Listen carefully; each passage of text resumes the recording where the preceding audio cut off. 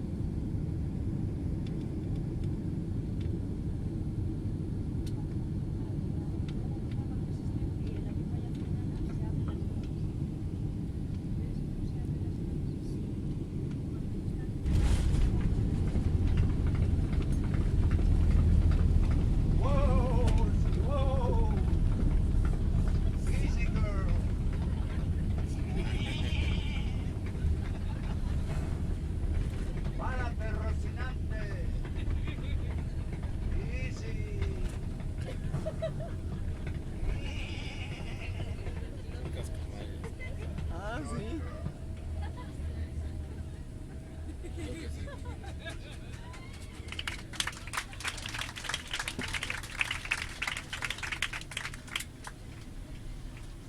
Ahí está la T4.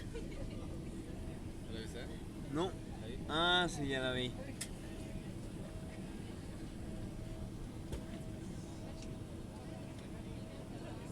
Ah, ya, la pita, ya.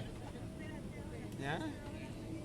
Ladies and gentlemen, welcome to Madrid. Era lo que estaba esperando. It's 5:32 a.m. There has been a 6-hour time change between Atlanta and Madrid. Please remain seated. Your seatbelt securely fastened. Está Vueling. The aircraft has arrived at the gate and the captain has turned off the fasten seatbelt sign. This will be your only indication that it is safe to move about the cabin to retrieve your carry-on belongings.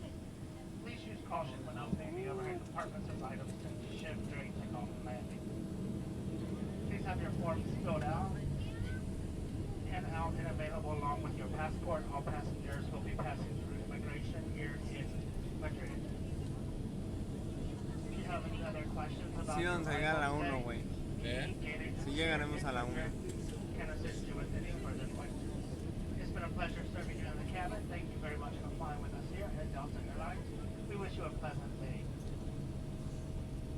Damas y caballeros, bienvenidos a Madrid, la hora local, son las 9:33. Ha sido un cambio de 6 horas entre Madrid y Atlanta, si quieren ajustar sus relojes.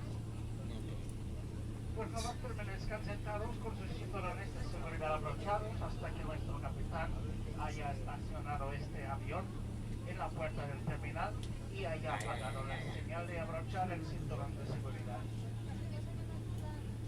Si tienen preguntas sobre reclamo de